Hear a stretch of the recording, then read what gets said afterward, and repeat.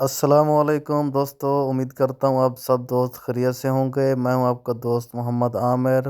بڑھتے ہیں اپنی ویڈیو کی جانب۔ متحدہ عرب امارات کی پولیس نے رہائشیوں کو ایک اور خلاف ورزی سے خبردار کیا ہے۔ دبئی ٹریفک پولیس نے کہا ہے کہ چلتی گاڑیوں کی کھڑکی یا سن روف سے باہر نکلنا ایک قانونی خلاف ورزی ہے جس پر چالان کیا جا سکتا ہے۔ اس حوالے سے دبئی ٹریفک پولیس کے ڈائریکٹر کرنل سیف المزرعی نے مزید کہا کہ چلتی گاڑی کی کھڑکی سے باہر جھانکنا یا گاڑی کی چھت پر بیٹھنا حادثے کی وجہ بن سکتا ہے۔ انہوں نے بتایا کہ 5 ماہ کے دوران ایسا کرنے والے متعدد افراد حادثے کا شکار ہو چکے ہیں۔ ایسا کرنے والوں کا چالان کیا جاتا ہے۔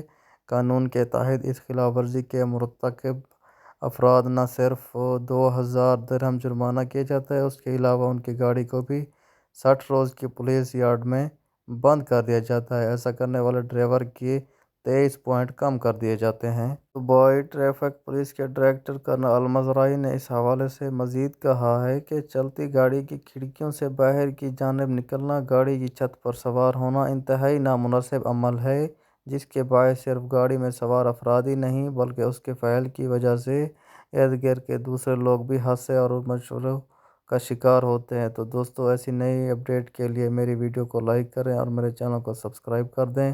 شکریہ، ملتے ہیں نیکسٹ ویڈیو میں، تب تک کے لیے اللہ حافظ۔